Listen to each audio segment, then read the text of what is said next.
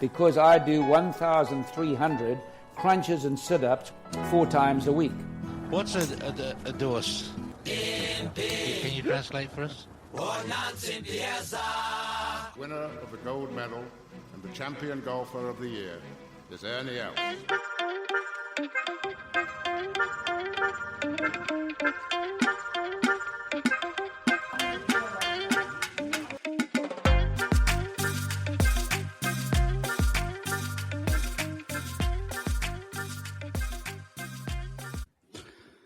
Yeah, so you're saying you're feeling a bit self-conscious staring at yourself on the screen. Yeah, especially because the buttons, when the buttons get tight and it creates, so I'm trying to suck it in there and... the tight attorney's shirt. But nice for you to pop around. Thanks for coming by. It's nice to chat in person. You feel like we're sitting on top of each other, yeah? I feel like I could jump onto your lap, but I won't do that. JDV, what are we talking about today? So, Terence, we had a couple of things lined up. We've obviously been teasing the goals pod for a while.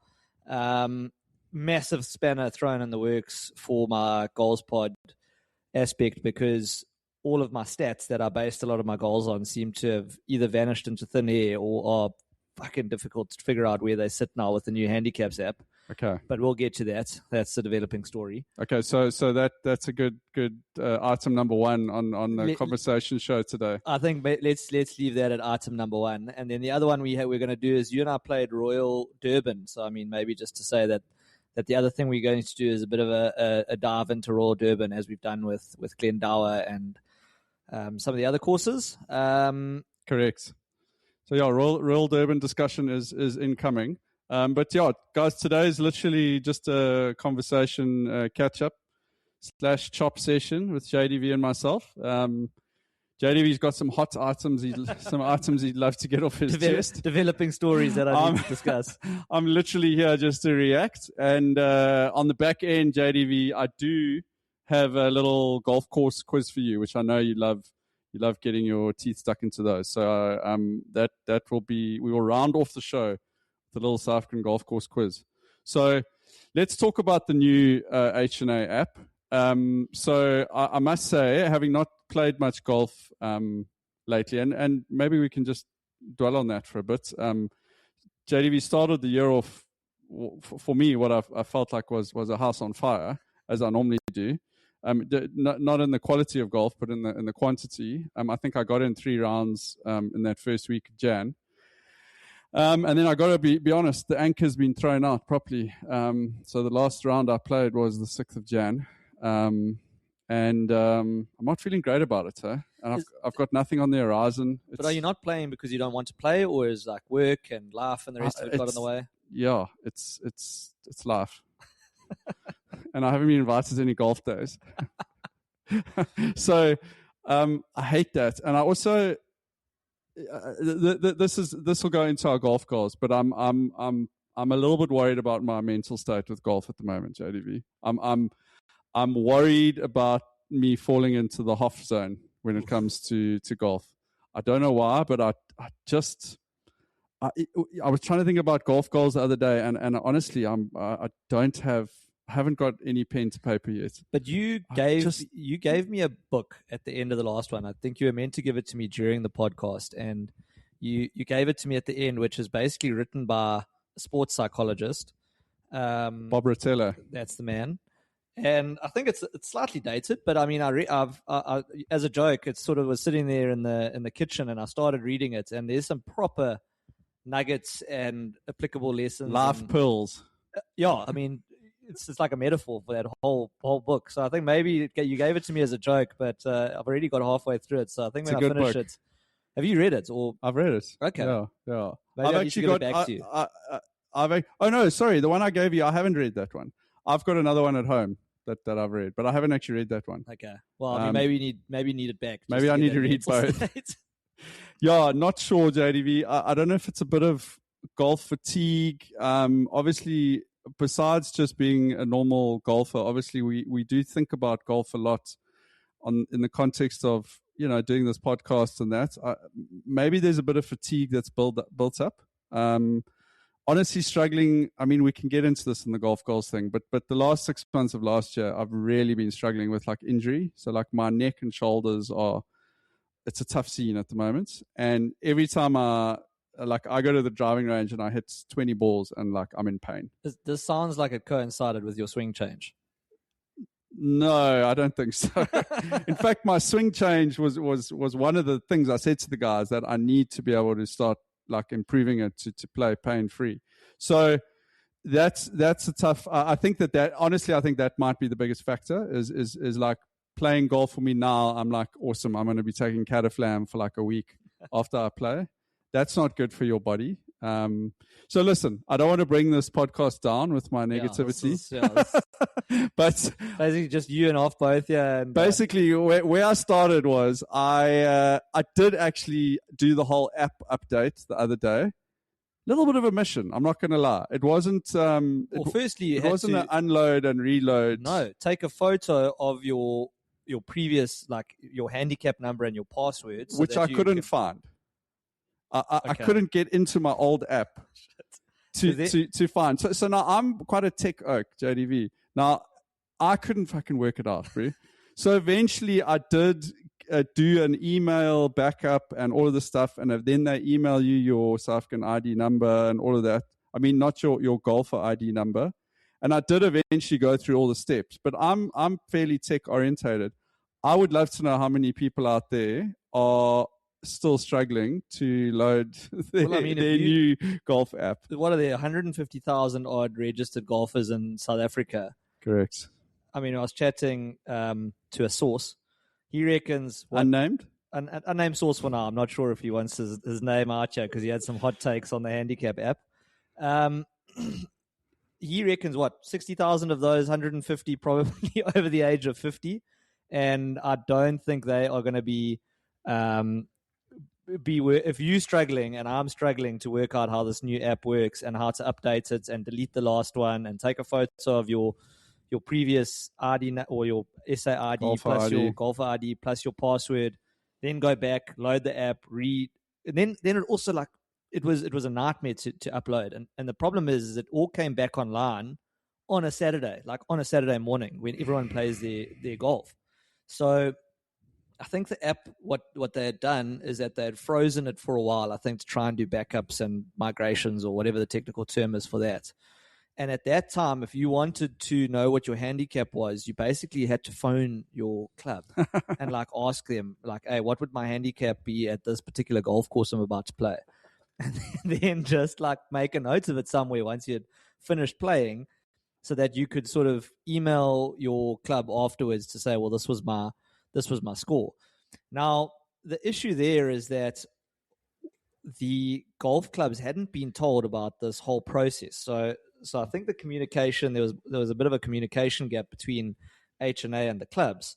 So when the thing went dark, rather than having, a sheet where the guys could record their scores or where they played, etc., it was like they're still being inundated with phone calls. I mean, imagine you were planning a golf tour. No one knows what their handicap is. No one knows no one's prepared, really. Exactly. Yeah. And then finally now everyone tees off on a Saturday morning and we played at VCC and shame the pro there, old Mark, looked super grumpy, and you can understand why, because guys are probably cucking all over him from the moment he's opened that door, saying like, this is your fault, and like, how can you expect us to do this? The designated, because every club, from what I understand, has like a designated handicapper. Yes. Like that's a position in the club, right?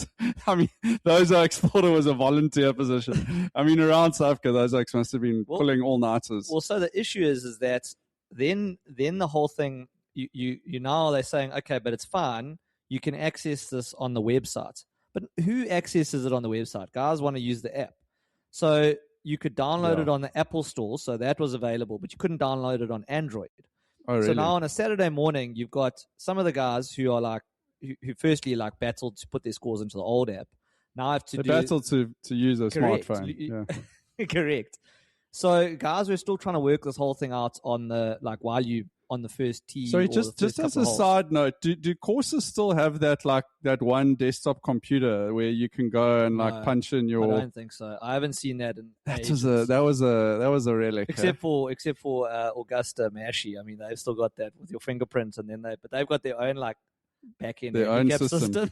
So Augusta Mashi probably were happy. Yeah, they were like, I they were told like, you. we had no interruption on Yeah. our system. We're running on a different. We're way ahead of you guys. But basically, I think the main point is that when you did log your round, everyone was off a 54 handicap. So it didn't take into account, so it didn't actually apply any of the index or slope. So I open around and it's like, I'm like, okay, well, what am I playing off here? 54. Is that what it said? That's what it said. And there was no way to change it. And then the second problem that you've got is that now you want to allocate a percentage because, if you're playing a four-ball alliance, Yeah. it's like 85%. Well, tough shit. You can't allocate the percentage now. Oh, that's funny. So now, anyway, figure out after the fact. Okay, now I know how to open around. You can't just, it doesn't say open round. It's create scorecard now, which is the new open round. Okay. So anyway. So look, some of that stuff is just, it's change management, right? And also it looks a lot like score capture. Okay. I feel like it's going that route. But anyway, so now I insert my score. Then I press, enter. No, you can't enter a score within 2 hours of having opened a round. So I'm like, God, okay, now I've got to try and remember that I've got to put the score in later. Anyway, 2 hours later, put my score in. Next day, go look. It's counted both my score that I put in and the one I opened with it. I was like a 54 and had to reopen the round. So now I've got a penalty round there. Oh, my gosh. Everyone had the same issue. So now I've got to phone the Wow. club again and be like, hey, listen, penalty round needs to be scrubbed. They're like, we've literally got access to the back end like a day ago. And I spoke to them on, what was it, like Thursday. They're still trying to work out how the back end works. So firstly, they've got no training on this new app. They hadn't been given access to the back end at the same time that the app was released. This is way worse and than the I was whole back picturing. end is completely different to what it was last time. And they said they are getting phone calls, people coming in and being like, this is a shit show, fix my score, do this, do that. And the guy's like, we working this out with you. Now imagine JDV. Now you remember at Cotswold Downs, modern course. You've got some young tech savvy oaks in the pro shop there.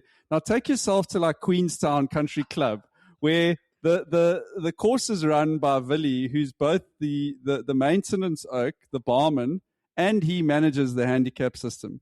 Now, do you think Willie got up to speed on the back end quickly or not? But the problem is, no, firstly, 100%. He's got no cooking clue. But Willie's still the battling. issue that you've got with that is that the integrity of the whole system is like everyone understands it. Everyone puts their scores in. It's like a realistic, it's a realistic reflection of what your handicap is. Now for this period, and granted it will settle down, but we've got a very. Do you think there's some asterisks over January scores? I think there's some serious asterisks. Just to give you an idea, Ghazi managed to put in a 47 for Durban Country Club over 9 holes, but it calculated it over 18.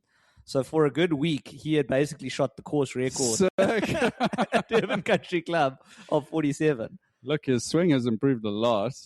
Yeah. That's a lot. That's God. So there's just going to be. So okay. So what you're saying is that there's a lot of manual intervention that's happening on the back end here, and oaks are not happy. But also remember, there's still a lag of like a week of people that have played golf and haven't put scores in or haven't worked out how to put scores in properly yet. People Penalty who can't. rounds, deluxe. People. So okay. So now we're talking about the guys who've actually worked out how to load the new app. Yes. Right. So not only is there a problem with that, but there's probably a good 30% of people who haven't even got to that point yet. So my point is that again, all of these things considered, is I wonder how long it's going to take, for the integrity of like South Africans' handicaps to be taken seriously. Because and I'm not trying to be like alarmist, but like genuinely there was a shot difference between my handicap for a while, and I'm on it. I'm putting it in, I'm picking it up, I'm phoning the clubhouse, I'm like, change it. The clubhouse is tech savvy enough to be able to figure out how to work the back end to change it. I mean, majority of oaks aren't doing that. I mean, it could be more than a year, JDV. I mean, to answer your question, is this what we're talking about here? I mean, this is a significant disruption. But if you're running a golf day, let me tell you, I suggest you do a random pick of your top 10 prizes, because it sounds like JDV has no confidence in the system. Well, I think the other thing, and I mean, this is just, it's a minor peeve, but I think it speaks to a bigger problem. So, like, I got a message from Matt Stradham who says, so I'll read it. Matt Stradham has sent you a friend request. Okay, all good and well. Right, I don't want this because now it's sitting there as like a 1 on my notifications, if that makes sense, like an unread message. Yes. So I want this thing to go away. Right, okay, so read. No, can't do that. Right, push the button. Mark as read. Yes, tough shit. Still unread. So there's nothing you can do. So now I'm stuck with that 1 notification forever until they do another update to fix that bug. I mean, it's just an indication of like. Then the other thing is, I mean, like I was saying with my stats, look, it gives you additional stats that I didn't have. So there's more options available in terms of stats input. But I don't know how to access the stats I previously had. Like, I don't know how to do, the search that I had to say, okay, well, I'm going to fix the parameters to last year. How many rounds did I play? Or, what was my left miss percentage? Like, I don't know. I mean, maybe that's something I've got to figure out, but it's not intuitive. No, it's not intuitive at all. And when you sent me that screenshot last night or the other day of the number of courses you'd played and that, okay, that's a new stat that they're drawing on. Quite nice. How many times you've played a certain course. But I started going through, it was the first time I started looking at the stats section. I mean, it doesn't make any sense the way it's been set up. You can't really do a search. It's like a AI has done a random summary of your stats, and there's no sense around how you can filter them. But bear in mind, I've just recently paid for the premium subscription of the handicaps, so I don't know if I'm getting the same shit that everyone's getting. What are you? Yeah. Or if I've just like thrown away a couple $100 for my premium subscription, which gave me access to my stats on the last one. But anyway, that's a very separate gripe. But yeah, T, I think it's a developing story. My heart goes out to thoughts and prayers to all the sort of club pros that are having to deal with very angry and irate members, particularly over 60s, I imagine. Shout out to all the handicapper volunteers out there who are dealing with probably a couple of 100 emails in their inboxes. And shout out to Ghazi for the new course record at DCC. 47 over 18 is amazing. Okay, so it sounds like I haven't missed much when it comes to putting my score in for the last month. Maybe wait until the 6th of March before you play your. Or maybe there's an opportunity to like properly manipulate things. Yeah. Although I suppose that opportunity is always there. In putting in garbage scores. God, I still JDV. I have one of the best handicap stories ever, but I think I need to holster it until we do our golf tour podcast with Swanee, because it specifically relates to a handicap going into a golf tour, and I think it would only do it justice if we chat about it then, because I'd love to get Swanee's take on it as well. All right, so guys, essentially what we're saying is, from the lips of JDV, be careful out there. Look, I think just give it some time. But again, if you, and again, like I said, we've got quite a big sort of social but very competitive mates game next week, our Rider Mag. And like, handicaps have always been a contentious issue. And exactly. Like a shot here and there could change the complexion of a weekend, like in terms of, a hole that you should have got that you haven't, or vice versa. So anyway, let's watch that space. So just a parting thoughts on that. So my brother is like a tech developer. Yeah. And I think I've shown you, he's built that bird watching app. Yes. And also recently has completely been bitten by the golf bug again. He played golf like we all played golf as kids and that. And I think I sort of my sort of three brothers have been sort of the most consistent. But Rob, in the last 6 months, he actually played more rounds of golf than I did last year. And he only started playing in July last year. So he's got like a weekly game going and stuff. But anyway, he sent me a message, and he forwarded the screenshot of the handicaps, like the email that they sent, and it was from this company .golf or whatever, system migration, where they said basically it's going to be down for 5 days. Yeah.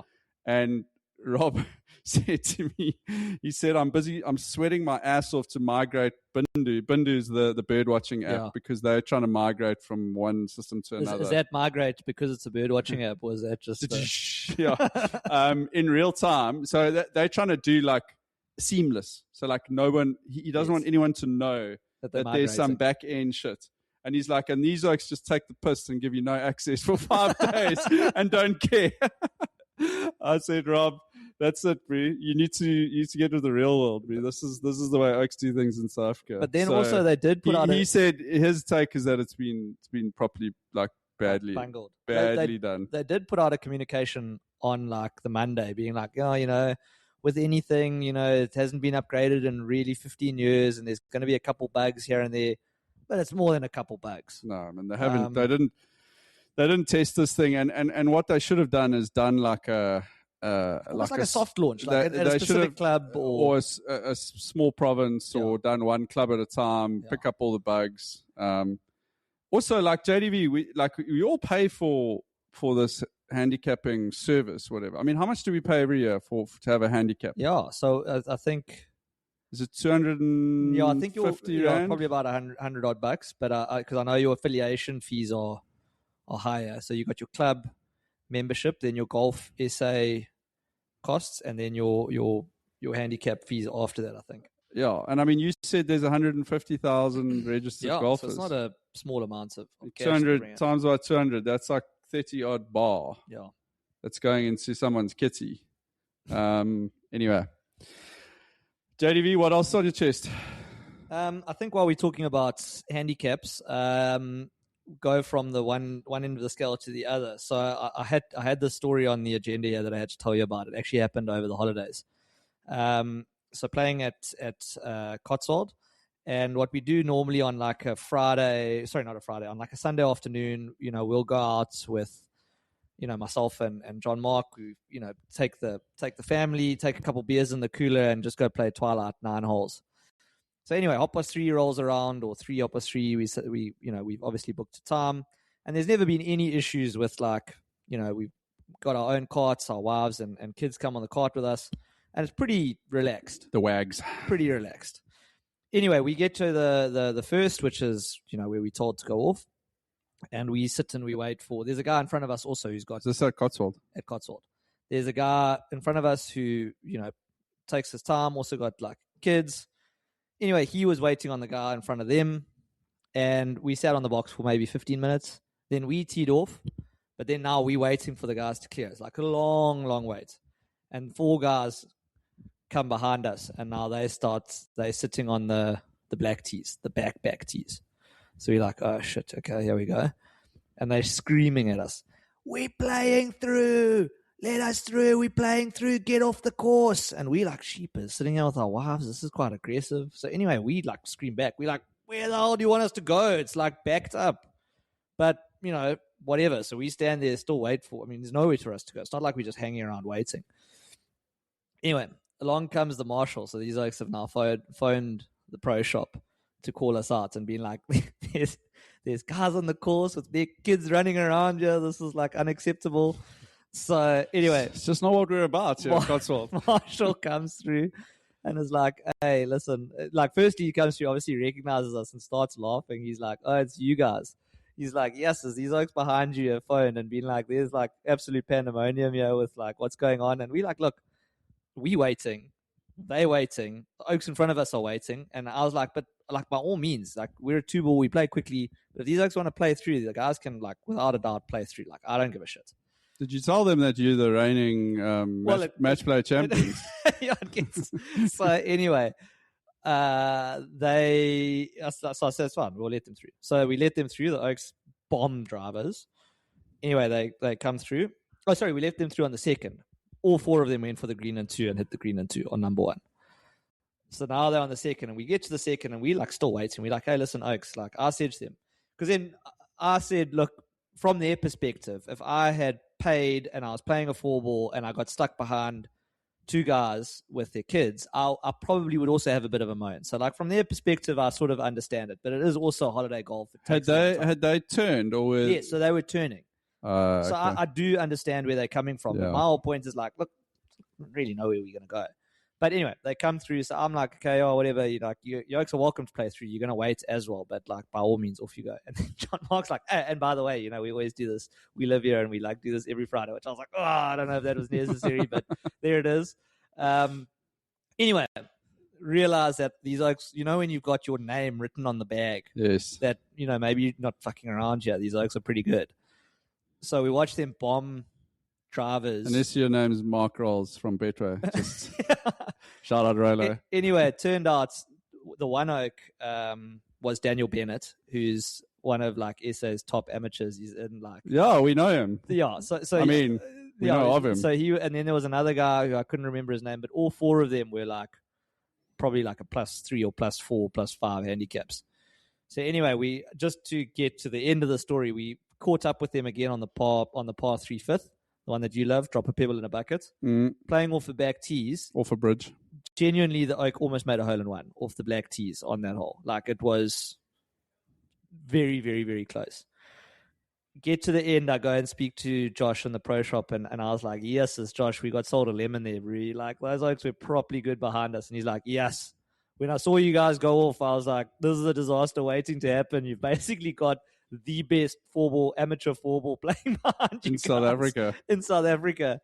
But anyway, that was my introduction to Daniel Bennett and possibly one of the up-and-coming amateurs. Okay, so are they? Is he on your naughty list, or is he? No, are you okay? Were they rude to you when they drove through? So no, I mean, you can speak your mind. So let me speak my mind. So firstly, I think the shouting from the back, the tee box, maybe a little bit uncalled for. Again, I also understand calling the pro shop. I'm not calling that out. I probably would have done the same thing. Yeah.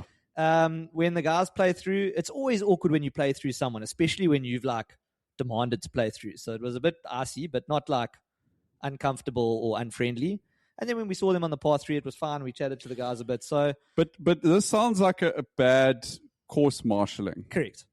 Okay. So you admit that, because if it was me, if I just played 9 holes and then I'm turning now, whatever, it's happened to me before as well, where you get on and someone ducks on from their house onto, like, the second hole, and that does fuck up the pace of play out there 100%. massively, So it sounds like that the course marshal wasn't doing a great job, or the guys in the pro shop just, throwing them under the bus, but like they should have. Were they the last group to go through? I think they were the last group. So they should have told you guys to wait for them to come through, or look. And again, I think it's a tricky or one. Or were they slow? I don't know. No, they weren't slow. Okay. They were actually pretty quick. It's a tricky one. Like, again, I don't think that. I certainly they're not in the naughty book. I think it was just a very funny situation that, like, basically the best amateur four ball was playing behind us, and, like, we had our kids running around the fairway. I'll probably get into trouble for that as well. But anyway, I think it was a situation where I don't think anyone was particularly in the wrong. Yeah. I don't know. What are your feelings? Do you think I was in the wrong? No, it's just people in different stages of their life. I remember being at university, and you were like, thought you were the best thing in the freaking world. Not that I thought I was the best thing in the world at golf, but, like, you didn't understand, like, the way the rest of the world operated, and the fact that people might have children, and you were just like, these people are, like, screwing up our day. So I think it's just a little bit of that. Probably paid good money to, like, come and play there, or maybe not. Maybe they, because the Oaks are also good, they just get comped. Well, maybe they did get comped. I think the course marshal dropped the ball there. I've worked as a course marshal when I was in Canada, and that was a big thing, because what used to happen when I was doing it is that we used to get, like, staff members, like, try to sneak on the golf course and play, which was normally us, and we'd have to, like, and then, like, visitors, because people were paying a proper penny to play at that golf course, and then like, if ever one of them phoned the pro shop, like one of those visitors, like, our GM would, like, strip one off us, because normally it was, like, one of our, like, co things, and then he'd, like, phone us who was, like, course marshalling. He's like, what what the fuck are you Oaks doing out there? How have you Like, let this get happen? those Oaks, tell them to get off the course. Like, they're not even playing through, they're out, like they're done for the day sort of thing. So, yeah, I can understand it. Okay, JDV, what else have you got? Okay, look, what's This is JDV on the couch here, Yeah, like on the sorry, therapy couch. So the next thing I wanted to talk about, and T, this is more to you. No, actually, let's go to this one. So there's a story which I picked up. So yeah, it's quite funny. One of the subscriptions I have is Legal Brief, which is for lawyers. It basically like scours. It's like, what is it? An aggregator for all of the sort of legal news that comes through in South Africa. So when I was looking at Legal Brief, there was one news article which caught my attention, which was quite interesting, which was Swing Daddy's risque golf tees escape ARB's naughty list. So ARB is essentially the advertising regulator or the advertising regulatory board in South Africa, and Swing Daddy is a golf shirt designer. Now, what the golf shirts have are basically like stick figures, like having sex, and like pictures of cocks on like golf shirts. Those like novelty prints. Yeah. And I think the complaint was about this advertising of this stuff on the website. So anyway, the complaint goes to the Advertising Regulatory Board, and you've now got to. There we go. That's That's probably the one though. So yeah, and there was one of stick figures all having sex. I'll see if I can find that. Yeah. Okay. Yeah, I did see like a tweet about this, or you might have forwarded something to me. So essentially, someone laid a complaint. So someone laid a complaint, and I think the point of the whole complaint was that, listen, this is not actual genitals. They're like cartoon genitals, and like it's not actual people having sex on a shirt. It's stick figures. They were also saying, there's if you're visiting this website, it's not like you're the general public. You're a golfer, like you probably know what you're getting yourself into. Looking for those sorts of prints or those sorts of shirts. So the other aspect they said is that, look, these shirts have been worn everywhere, and there's been no real complaints from any of the clubs about, what the prints are or that it's grotesque or anything. And I think just the final line that I had to read from the story, which was the regulator saying the ARB's directorate said that it is therefore satisfied that the average person visiting the media content is likely a golf enthusiast and subscribes to the same type of humor. Given this, and given that the images are not graphic, do not feature any real genitalia or naked people, but rather comical cartoon depictions. So anyway, that's basically sums up all of us golfers. That's a brand of humor we subscribe to. Yeah, I've got a bit of a problem with this. Like, there's two things that I'll say about this. The first is that I don't know what the law says around like depicting those types of images and that in general public. Because let's be honest, that it's a general public area. So that ruling talking about how everyone gets it, like don't be so sensitive. I don't really buy that, because those guys are like Cotswold. It's a family clubhouse. Those guys are walking into like family areas. It's not just like it's like a men's club over 18 that people that are there. I mean, your son is only 3 years old now, and like wait till your kid gets to like 9 or 10 and he goes, "Hey, Dad, look, that looks like a or like, what are those people doing on that shirt? They look like they're like having a special hug." So that's my first thing, is that I think, like, firstly, I don't understand who wears these shirts. But they're normally it's like a golf tour that you look. I know, but I also get like having like, especially having like young kids. I completely get the nature like of the complaint. It's not like you. It is in a public space. But that's not the nature of the complaint. So the complaint was the advertising of these things on the website. And I think from there they said, well, look, you come to this website. It's like more the advertising aspect, advertising the shirts. But my question is around like the actual wearing of them, and like can you wear could you do a print of a shirt of like full on like pornographic scene and wear it in public? But that's what they were saying, is that it's not it's like a cartoon depiction. I mean, it doesn't look. I mean, those don't look like real cocks. Sure, okay, but if let's say you printed a massive billboard with those things, like where would that fall? Like if Swing Daddy did a billboard of the people, like the cartoon people, like having sex, but then again, where would that sit? But again, now they're advertising to the general public, so I think the differentiation came was like, well, it's on a website that's going to be frequented by. But let's say the guy's on the way to the golf course. He stops at a petrol station. He's in the general like public area. My question is around like I don't understand the law around what you can and can't wear. Well, let's put a pin in this because it was, do you know Porky Leaker?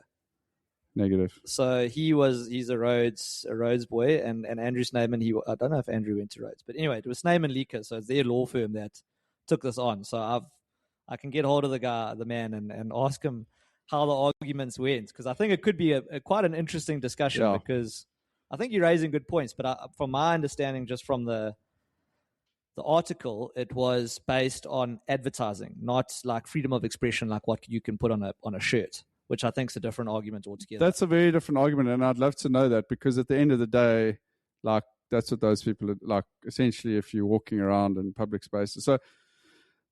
My second point is like, for me, JDV, and I know you say that, you know, guys on a golf tour and that, like this sort of stuff that's like this sort of fashion stuff that's cropped up for me is like the fucking worst part of golf. My dad wears a shirt that says "fuck COVID." I hate this shit, bro. Like I can't stand people trying to express their views, or not even express their views, but like, particularly in golf, like some of the stuff that's cropped up with some of the golf fashion in South Africa. And it's not just in South Africa. I think there is a bit of a bro golf culture of like, you know, beer drinking, and you see all the Instagrams and video of like, you know, oaks funneling on the golf course and trashing golf carts. And like to me, bro, it's like, this goes into that bucket of like shit that I hate about like golf. Like if you want to wear like a penis shirt, were you the one who lodged the complaint? No. And I honestly don't want to come across as like sounding like the golf police here, because I'm not.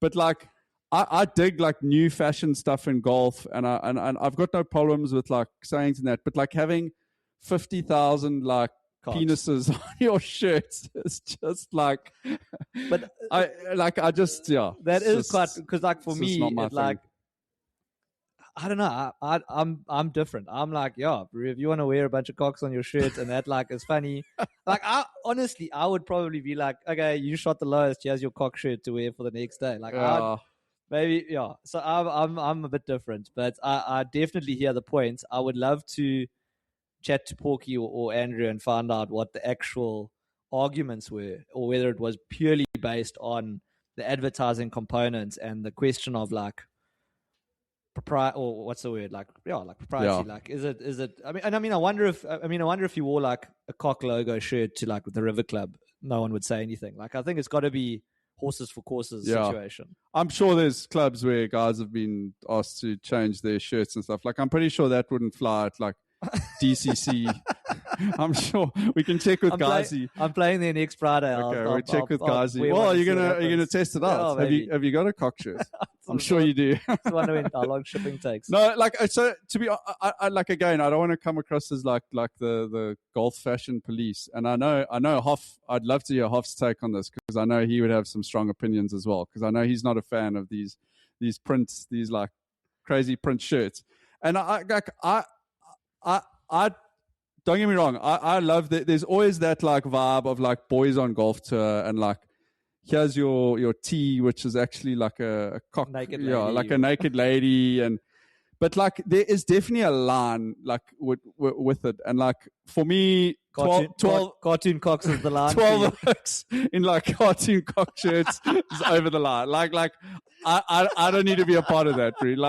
Like. Have your little subtle like prize, like whatever the oak wins, like I don't know, fucking dildo or something. I don't know what it is, but I think some of those things you have to be careful. And honestly, like I've seen and again I talk about my kids in that as well. But you know, sometimes you're in those spaces where it can actually be a family space. And anyway. there's definitely people who fall into either camp. So yeah, what are you so worried What about? T-Bag first you're does, is it pointing meant at to say something error on that little machine? Oh, no, that could be a problem, man. Look, It should be recording. look, through we're Riverside. still recording on Riverside here, so we've got the backup. Well, T, let me leave it at that. I'm going to holster the other 2 agenda points because we're already on 40 minutes. So I think let's go to your, unless you want to talk about the Live Golf Hype and essay.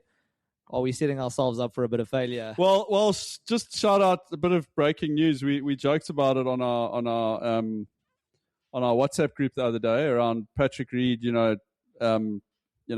were like so bleak. We're not going to go watch Live Golf anymore because Patrick Reed's not playing. And then someone put it out saying, well, maybe he'll come down to the SA Open, but legitimately just been confirmed, Patrick Reed to Stellenbosch. That's brilliant. That's brilliant. You imagine we've got Patrick Reed on our SA Open trophy. I'm actually, that's sweet. I'm legitimately stoked by that. Semi-rooting for that. So yeah, that's breaking news out of the wire. Okay, JDV, to finish off, I have got a little, I know you've played a lot of golf courses in South Africa. And shout out, you shared your stats with me on how many times you've played Cotswold and Victoria Country Club.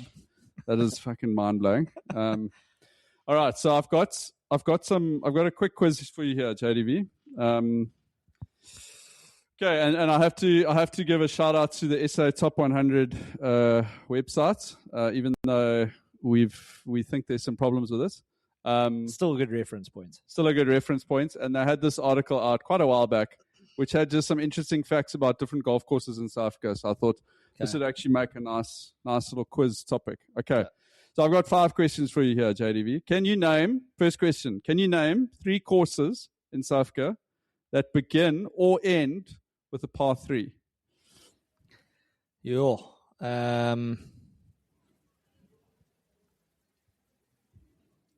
Okay, there's you can just carry on. I'll keep thinking. So there's how many courses? There's one very obvious one that's literally about 5 kilometers from where we Sabiti. Sabiti counts. Does that count? Starts with a par 3. There's another one which is also not that far away. Not Princess Grant. I mean, it's when I say not that far away, it really isn't that far away. Zimbali doesn't start with a par 3. No, not Zimbali. It's in this municipality there. Lakes, no. Shit, I don't know. What's it? Ends with a par 3. Yeah, the 18th. Par 3. At Zimbali, is it? No. What's it? Mshwali 18th. Oh, par of course, 3. yes. And another one in KZN. This is a tough question, T. No, I thought I was going to get a handshake start here. I thought you would nail this one, to be honest. Like, because there's quite a few in KZN. Another course up in your neck of the woods in KZN. Kloof? Yes. Correct. Kloof has an 18th par 3, yeah. Correct. Okay, so I'll run through the courses. That's Acacia, don't know where that is. These must be 9-holers. Buttplass, Cato Ridge, Howick, Catberg, Kleinmont, Kloof, Simbiti, Simonstown, and Mshwali. Okay, I'll take a fail on that first. JDV, question. Second question. Which province in the country has the most 18-hole golf courses? Obvious question would be Gauteng, but I feel like it's a trick question. No, I'm going to stick with it. Gauteng. It's KZN. Really? Yeah. More than Gauteng? Correct. Wow. So KZN has 30... Oh, hang on. Sorry, let me just check my... Gauteng has 31, JDV. Are you sure Gauteng is including Pretoria and Joburg, or have they split those two up?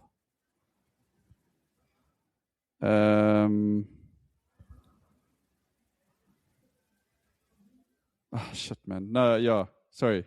This is a shit stat. You're 100% right. Why do they present it like this? They've got a central Gauteng, an Ekurhuleni, and a Gauteng North. Yeah. Oh, no, man. Okay, sorry. Okay. Well, And they've also I know they've split up Cape Town with like the Cape and the Western Cape and the Garden route. Okay. I'll withdraw that question. This might make one of my other questions fucking shit as well.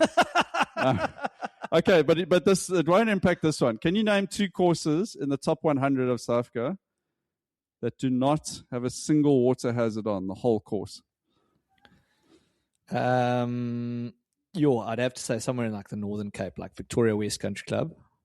In the top 100. Oh, okay, fair enough. There's only 3. Single water hazard. Humid? There's only 3 courses. Humid doesn't have any water hazards, I don't think. It's not humid's not on the list. It does have. It's got that sloot in front of the 17th. Okay.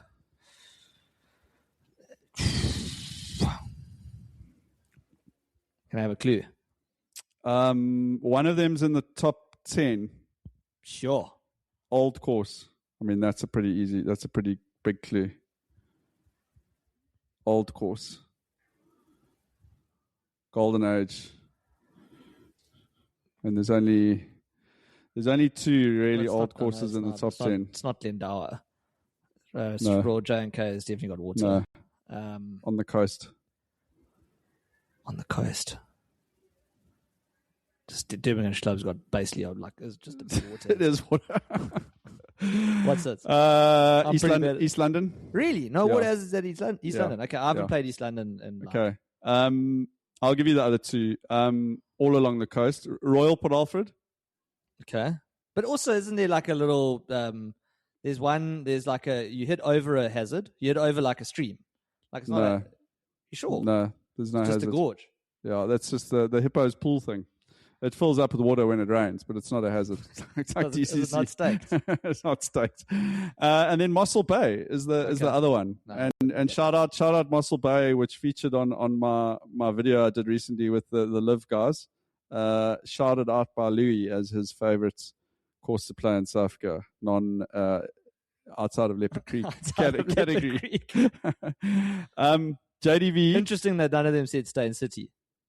Yeah, Or was that also off the table? So what wasn't in the video was before Dean Burmester answered, he said in the thing, he said, "Oh, my press manager is shouting at me that I have to say stay in city." So shout out to him. He did call it out. Can I just say, sorry, on that, it was quite refreshing when Liv got ranking points. Dean Burmester was probably when they had all those clips, like from the clips that they posted, was like the only real honest when he said, "I'm quite surprised that we got ranking points." To be fair, he's like, "I didn't think we'd get them." And the other guys were all a bit salty, like, it's a step in the right direction, but we should get more. Where Dean Burmester was like, "Yes, this is like pretty lucky that we've got." Actually, just a 1 minute sidebar on that. I think that they have actually got a pretty good deal. Yes. If I was one of those top oaks, I would be like, this is actually a flipping good deal, because I heard the no laying up guys say that Elvis Smiley, who won Live last week, got the same amount of ranking points that Scotty Scheffler got for finishing third in the Phoenix Open. And that is a way deeper field. Yeah. Like that's a full field of PGA Tour oaks. So their big issue is that it's only, I think, the top 10 top 10. get any ranking points. But I was like, fuck, yeah, then make the top 10. Do better. Yeah, exactly. JDV, 3 courses in South Africa named after a tree or a flower. Ooh. Are they obvious trees and flowers?